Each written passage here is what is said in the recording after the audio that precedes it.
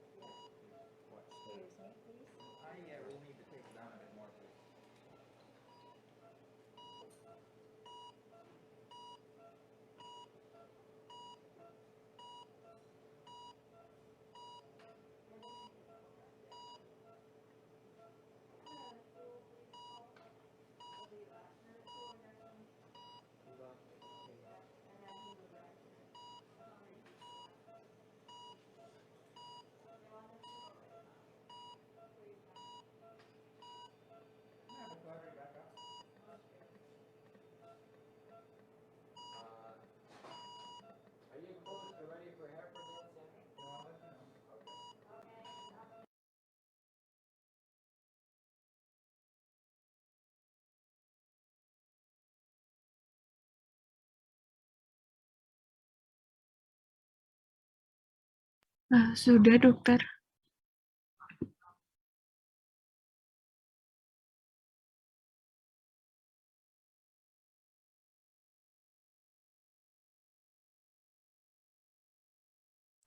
Udah segitu aja ya. Oke. Oke, dokter. Sekarang saya minta tolong di-share screen-kan apa namanya? Petunjuk praktikumnya. Oke, dokter.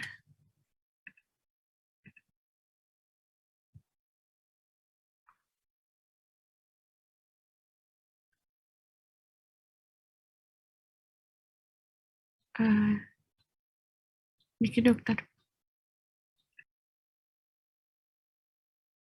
Sebentar, Dek.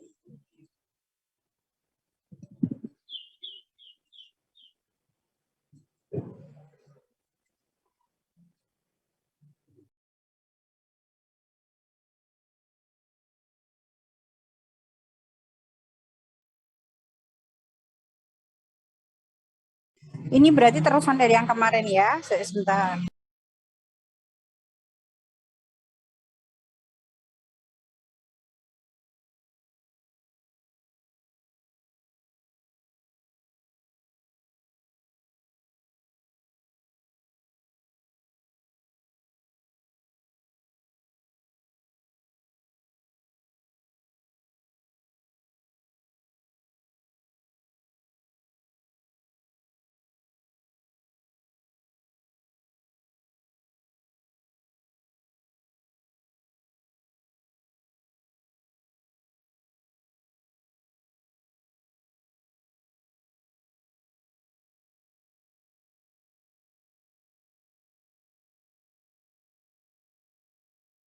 Radita, tolong dikebawahkan dulu.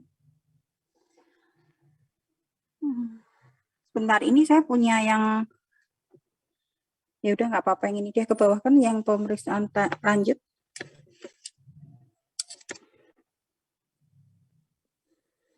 Lanjut.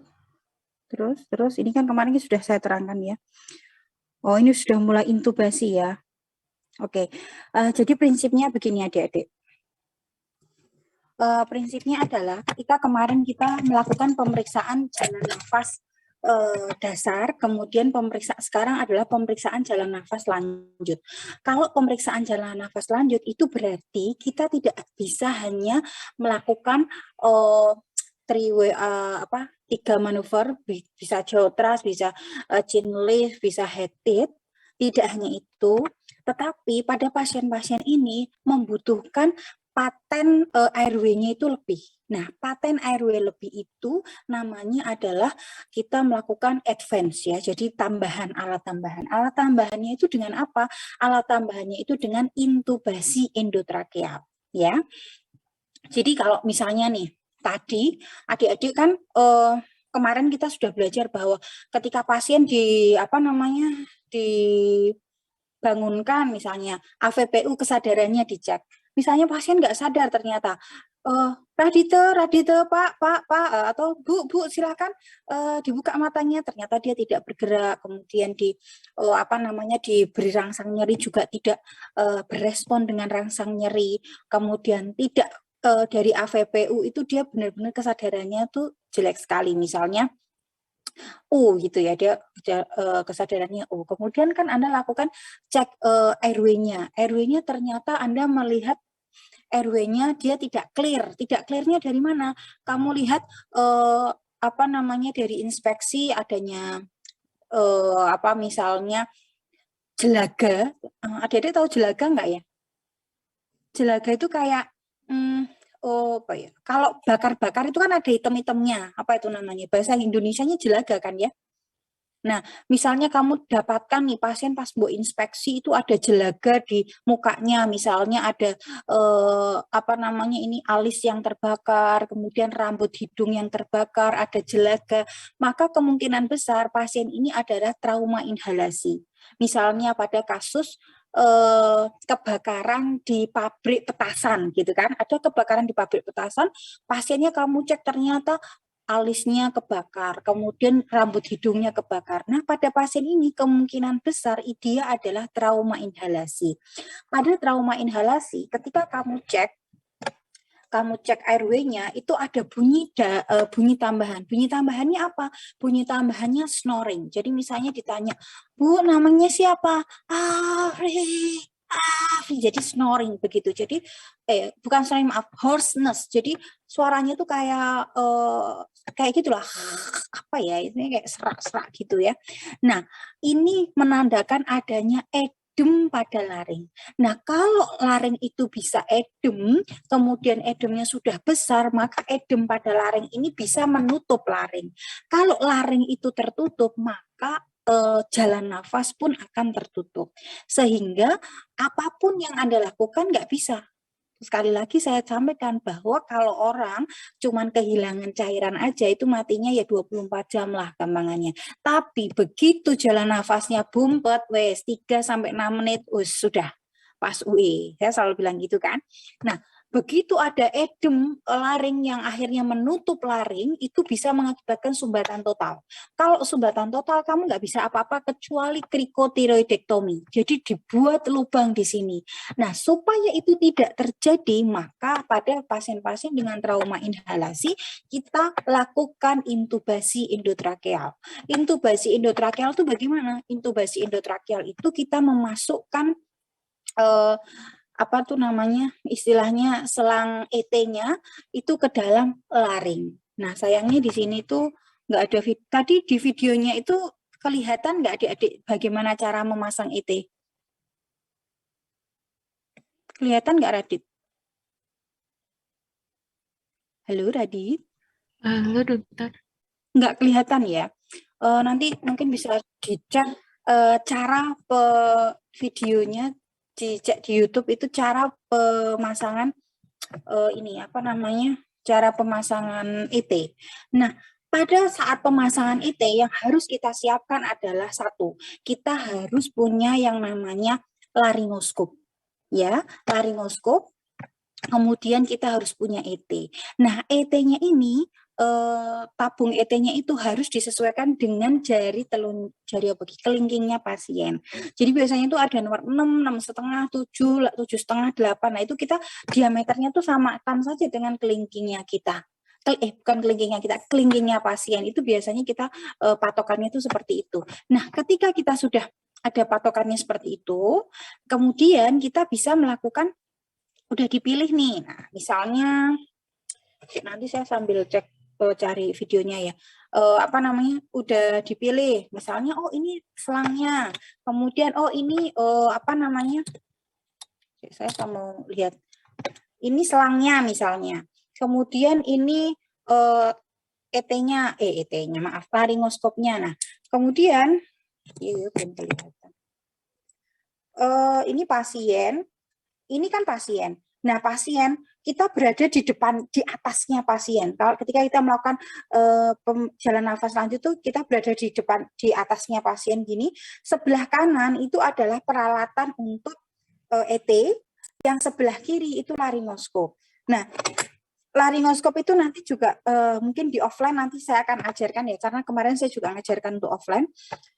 Jadi laringoskop itu kan ada untuk di apa itu namanya, ditekuk dan tidak ditekuk itu tuh. Nah, nanti kan dicek dulu, kita cek ketika tekuk begini, kemudian kita cek dulu lampunya nyala atau tidak. Nah, ketika lampunya nyala sudah benar, kemudian kita tutup lagi, kita taruh di samping kiri pasien, yang kanan itu adalah perlengkapan ET-nya. Ya, setelah itu nanti adik-adik melakukan cross finger ya. Jadi pertama di cross finger dulu. Pertama kan pasiennya itu kan kita tata laksana pakai penata laksanaan jalan nafas dasar dulu.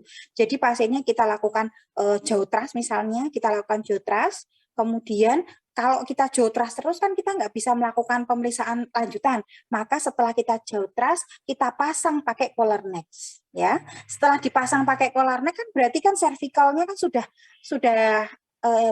immobile ya, sudah immobilization. Setelah seperti itu, maka kita lakukan buka mulutnya, buka dengan cross finger, kemudian kita cek ada apa, ada gargling nggak? Kalau ada gargling, kita suction dulu. Oke, setelah di suction, kemudian tadi pasiennya kan suaranya misalnya hoarseness ya, kita curiga bahwa ini adalah udem laring, kita harus lakukan ET. Begitu kita cross finger, kemudian kita pakai OPA dulu ya, pakai OPA, pemasangan OPA. Habis dipasang OPA-nya, OPA itu kan supaya lidahnya itu tidak jatuh ke belakang. Nah, sambil OPA-nya dipasang, kita cek dulu apa namanya, saturasinya pasien. Ya, karena ketika kita memasang ET, itu saturasi pasien harus di atas 95. Kita cek SpO2-nya. Dicek SpO2-nya berapa? Oh, ternyata SpO2-nya 95. Maka kita ambil ambubek, kemudian kita beri apa namanya, nafas dulu pakai ambubek. Kita kasih tekanan positif lepas gitu kan, positif lepas gitu. Nah, sampai saturasinya nanti pengujinya akan bilang saturasinya 97 misalnya atau 96. Berarti sudah lebih dari 95. Ini namanya preoksigenasi ya. Jadi kita lakukan preoksigenasi dulu sampai saturasinya itu lebih dari 95. Ketika sudah 97 siap, baru ambubeknya kita taruh di samping, kita kita buka laringoskop kita, opanya kita ambil, kemudian kita masukkan laringoskop. Begitu laringoskop dimasukkan, ET-nya kita masukkan. Nah, ET saat dimasukkan jangan lupa ET-nya ini sudah diberi lubrikans ya. Ketika dimasukkan, ini misalnya laringoskop, kemudian ET-nya dimasukkan. ET dimasukkan, set. Nah, nanti kalau di sini saya yakin Anda nggak bisa bayangin ya. Besok kalau offline saya akan ajarkan. Jadi begitu laringoskop dimasukkan itu harus ditekan kayak ditekan begini supaya apa? Kita bisa melihat plika vokalis. Kalau kita lihat plika vokalis baru kita telusuri itu ET-nya. Kita masukkan. Nah, setelah masuk ET-nya diambil. Nah, setelah masuk ET-nya diambil, ini kan tadi ET itu kan ada stiletnya, ada apa namanya besinya. Besinya kita ambil. Oke, setelah besinya kita ambil, kita beri di sini kan nanti di ET itu kan ada gelembungnya atau ada balonnya. Lah nanti balonnya kita kembangkan. Setelah balonnya kita kembangkan, kemudian ET ini kita pasang dengan oksigen yang tadi di ambu bag itu. Kita pasang, kemudian kita beri udara. Jangan lupa pakai stetoskop, kemudian kita cek kanan dan kirinya. Ya, kita cek kanan dan kiri. Bagaimana ketika dimasukkan udara, terdengar nggak di paru kanan, terdengar nggak di paru kiri, atau jangan-jangan malah terdengarnya di lambung. Nah, kalau terdengarnya di lambung berarti ET yang kita masukkan salah. Maka kalau salah, maka kita harus ulangi lagi, kita cabut lagi. Tapi kalau ET kita ternyata yang terdengar di paru kanan saja, oh berarti kita masukkannya terlalu ke bawah. Sehingga masuknya bukan di bronkus, malah di bronkus bronkus kanan aja gitu. Jadi dari yang seperti ini, kemudian kita kempiskan dulu balonnya, kita tarik naik ke tengah supaya udara itu bisa masuk ke bronkus paru kanan dan paru kiri. Begitu. Nah, setelah sudah kamu cek ternyata sudah masuk paru kanan dan paru kiri, kemudian dikembangkan lagi cuff-nya yang tadi di balon itu dikembangkan. Setelah itu baru nanti adik-adik sambungkan si ET ini dengan ambu bag yang sudah dilepas, kemudian O2-nya itu nanti dimasukkan seperti itu. Seperti itu sih, Dek. Mungkin agak sulit membayangkannya ya. Nah, yang perlu diperhatikan, kapan sih kita harus memasang endotracheal tube? Yang pertama adalah kalau ada potensi jalan nafas inadekuat, misalnya trauma maksilofasial. Sini remek semuanya, Dek. Darah ngocor terus. Nggak mungkin kalau kita biarkan, itu nanti darah itu akan masuk terus. Nah, sehingga kita butuh ET.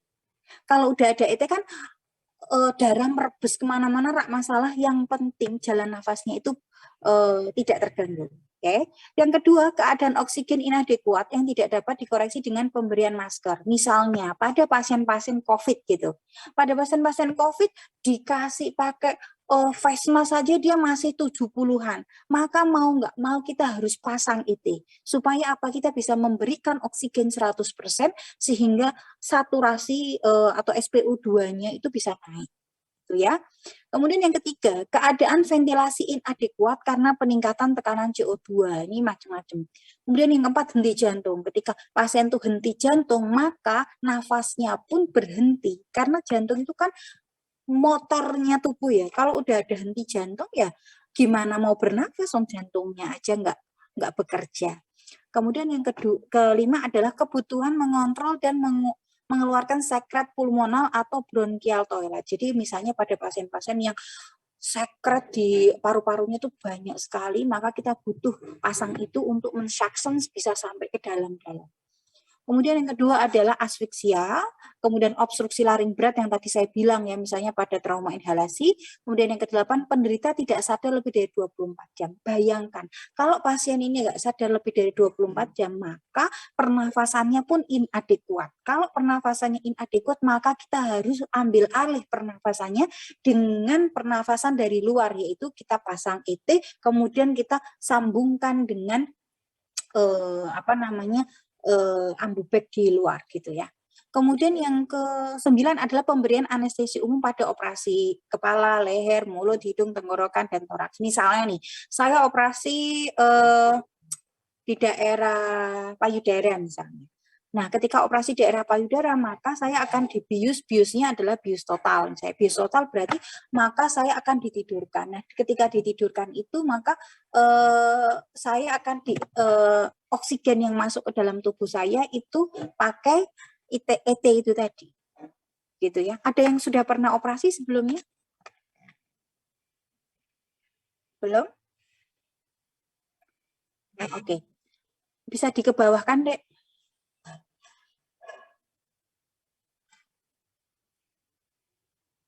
Oke, terus. Nah, ini kontraindikasi. Kontraindikasinya adalah beberapa kasus trauma jalan nafas atau obstruksi yang tidak memungkinkan untuk dilakukannya intubasi. Misalnya, misalnya udah trauma basis kranii. Kalau trauma basis kranii itu tuh sangat riskan kalau kita masukkan. Takutnya nanti malah nggak masuk ke pelikanya, malah masuk ke ini otak. Nah, atau bisa jadi pada obstruksi apa ya? Ya paling itu aja deh. Yang kedua adalah penolakan pada saat informed consent. Misalnya pasiennya nggak mau dipasang ET, gitu ya. Misalnya ini almarhum Prof. Taufik misalnya awalnya belum mau dipasang intubasi ketika saturasinya sudah mulai turun kan oleh dokter DPJP-nya, dok ini harus ditidurkan dok, dipasang intubasi. Misalnya beliaunya menolak dulu nih. Nah kan bisa kan kasus COVID itu banyak sekali seperti ini. Oke, ke bawahin dek. Terus.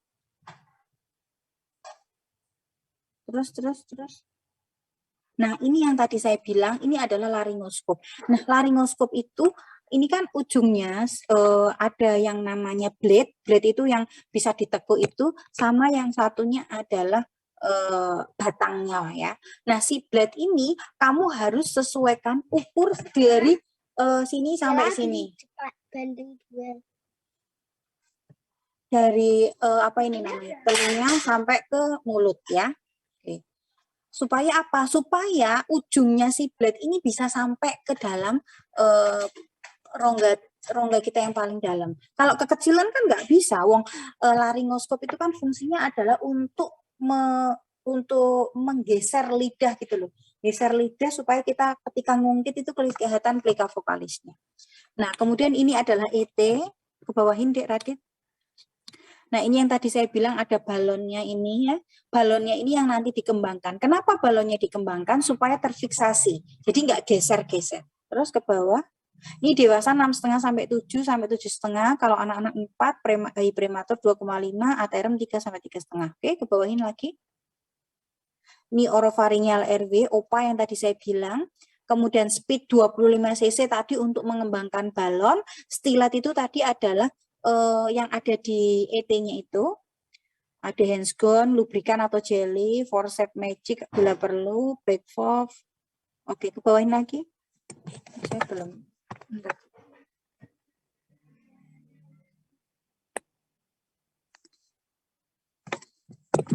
Nah, ini ya, adik-adik bisa lihat. Jadi si apa namanya ini? Laringoskopnya itu fungsinya tuh untuk buka gitu loh, Dek, supaya kita bisa melihat plika vokalisnya. Terus ke bawahin. Ini langkah-langkah intubasi, adik-adik bisa lihat.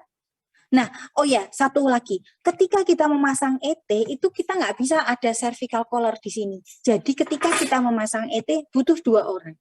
Yang satunya, dia harus membuat lehernya itu inline mobilization. Jadi tidak mobile ya. Jadi ketika pasang ET, itu nggak bisa kita pakai cervical collar. Jadi butuh bantuan orang. Terus lanjut.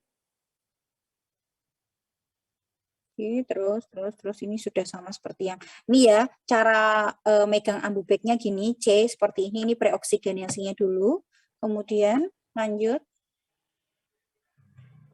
Nah, itu ya cara megang laringoskop juga diperhatikan itu seperti itu. Nah, yang tadi saya bilang plika vokalis itu. Jadi begitu kamu ungkit laringoskopnya, kamu harus melihat plika vokalis ini. Dan ET-nya masuknya ke plika vokalis itu. Kalau tidak lihat itu berarti kamu salah, pasti masuknya ke gaster, ke esofagus. Terus lanjut. Terus.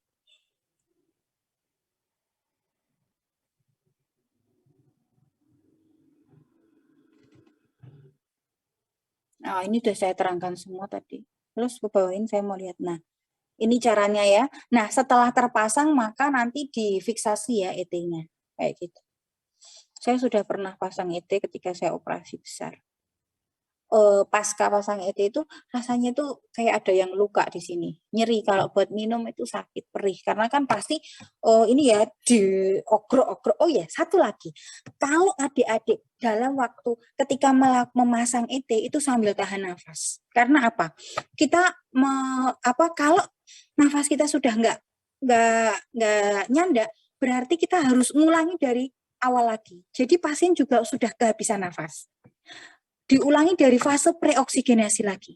Jadi pemasangan ET ini harus cepat. Kalau kamu kelamaan itu harus diulangi lagi. Karena apa? Pasien udah megap-megap, kurang oksigen. Sehingga biasanya kalau orang mau pasang ET itu sambil tahan nafas, supaya apa? Kita tahu, oh kalau kita aja udah nggak tahan, apalagi pasien. Oke, ke bawah lagi. Terus, ini tadi saya sudah jelaskan ya. Pulse oximetry juga. Oke, sampai sini adik-adik ada yang mau ditanyakan nggak? Halo, adik-adik, ada yang mau ditanyakan? Bertanya tuh, Gimana, Dek? bertanya tuh. Apa? Kenapa, Dek? Gimana suka Bambang? Gitu, izin tanya saya tuh. Iya, boleh. Gimana? Maksudnya tadi tahan nafas tuh gimana gitu? Jadi begini, kalau kita sedang memasang ET-nya, itu sambil kita tahan nafas. Supaya apa? Kamu kalau bisa nahan nafas tuh waktunya kira-kira berapa menit? Sekitar paling lama 5 menit kan? Ya enggak? Nah, kalau seperti itu, maka proses kita memasukkan ET dari laringoskop ke ET itu tidak boleh lebih dari 5 menit. Kitanya. Gitu. Nah, kalau misalnya kita nggak tahan nafas, itu kan kita jadi loss aja atau pasien itu kamu rasa seperti boneka harung iso-iso ya dibalen-baleni gitu. Padahal pasiennya sudah megap-megap banget. Ya. Jadi kalau dalam 5 menit kita udah nggak kuat nafasnya, lepas, kita kasih oksigen dulu. Preoksigenasi dulu, setelah udah lebih 97, copot, ulangi prosesnya. Gitu. Jadi pasang ET nggak boleh lama, harus kurang dari 5 menit. Ada lagi?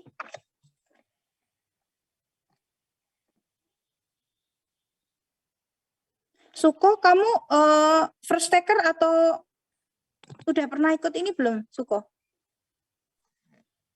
Pertama kali dok itu. Apa? Pertama kali tuh. Oh, pertama kali. Oke, ada yang lainnya?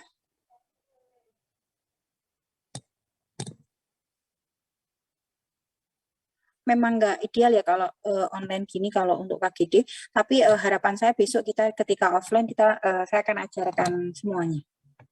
Oke, kalau nggak ada pertanyaan kita bisa tutup skill pada siang ini dengan bacaan hamdalah dan doa kafaratul majelis. Alhamdulillahirobbilalamin, subhanaka wa bihamdika, asyhadu an la ilaha illa anta astaghfiruka wa atubu ilaik. Oke, assalamualaikum warahmatullahi wabarakatuh. Selamat belajar ya adik-adik. Salam sehat. Terima kasih dokter. Waalaikumsalam warahmatullahi